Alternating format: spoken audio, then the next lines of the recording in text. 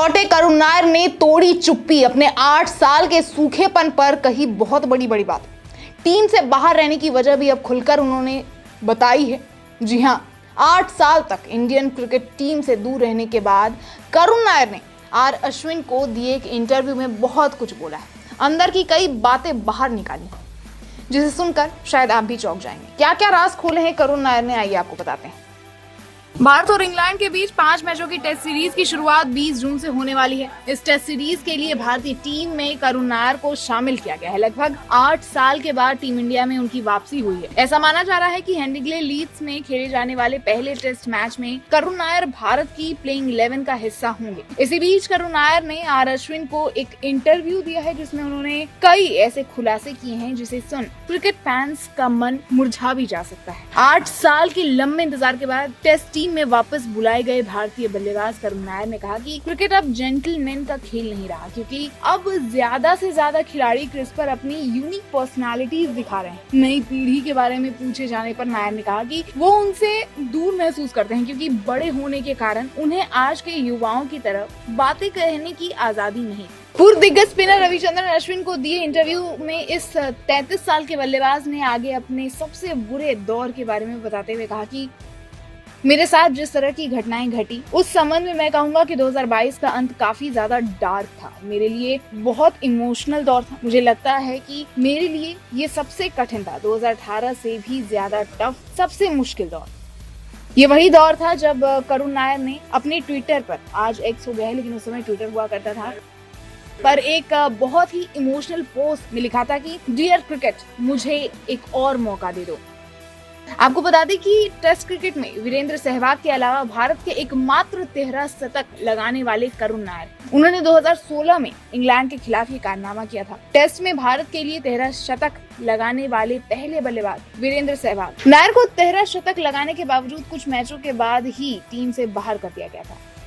उन्होंने इसको लेकर भी अपना पक्ष रखा। उन्होंने कहा कि वापस से मैं उस दौर में नहीं जाना चाहता हूँ जहाँ वो कुछ साल पहले थे। मुझे लगता है कि इस समय कम से कम मैं बहुत आभारी हूँ। मैं शिकायत करने के उस दौर से आगे निकल चुका हूँ। मैं अपना जीवन जी रहा हूँ और वही कर रहा हूँ जो मुझे पसंद है। मैं उन सभी का बहुत आभारी जो कम से कम पिछले 2-3 सालों में मेरी जर्नी का हिस्सा रहे। मैंने चीजों को इम्पोर्टेंस देना सीख लिया है। मैंने हर पल को महत्व देना सीख लिया है। वहीं आपको बता दें कि इसके बाद करुण नायर के लिए टेस्ट क्रिकेट में शानदार आगाज के बाद बिना किसी एक्सप्लेनेशन के भारतीय टीम बाहर होना हैरान करने वाला था।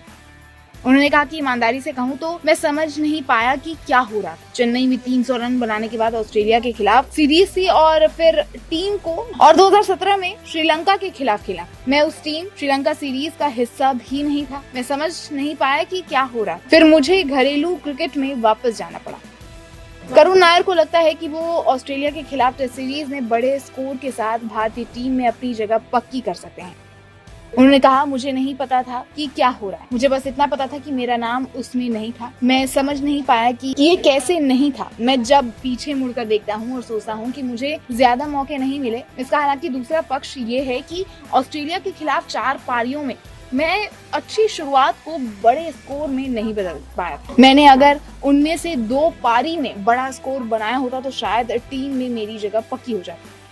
अब बता दें कि करुण नायर का आखिरी टेस्ट मैच 2017 में ऑस्ट्रेलिया के खिलाफ खेला गया था, जिसमें उन्होंने पहले सीरीज में 26 रन बनाए थे, दूसरे सीरीज में 23 रन और तीसरे सीरीज में महज 5 रन बनाए थे। हालांकि नायर पहले से ज्यादा मजबूत बनकर उभरे हैं, लेकिन वो उस समय में वापस नहीं जाना चाहेंगे जब वो अक्सर इस बात पर हैरान होते थे कि 2016 में इंग्लैंड के खिलाफ टेस्ट डेब्यू के बाद यादगार 13 शतक लगाने के बावजूद उन्हें कुछ मैचों के बाद ही टीम से बाहर क्यों कर दिया गया।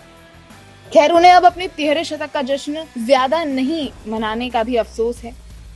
उन्होंने इस पर भी कहा है कि मुझे उस 300 रन का जश्न और मनाना चाहिए। मुझे नहीं लगता कि मैंने उस पल का उतना मजा लिया जितना मुझे लेना चाहिए था। जैसे जब मैं देखता हूँ कि लोग अपनी जर्नी का मजा कैसे लेते हैं, तो मैंने सीखा है कि आपको अपनी खुशी को अपने तक ही सीमित नहीं रखना चाहिए। आपको इसे दिखाना चाहिए। मुझे लगता है कि उस समय मैंने उस पल को उतना महत्व नहीं दिया। मुझे उस पल का थोड़ा और मजा लेना चाहिए था।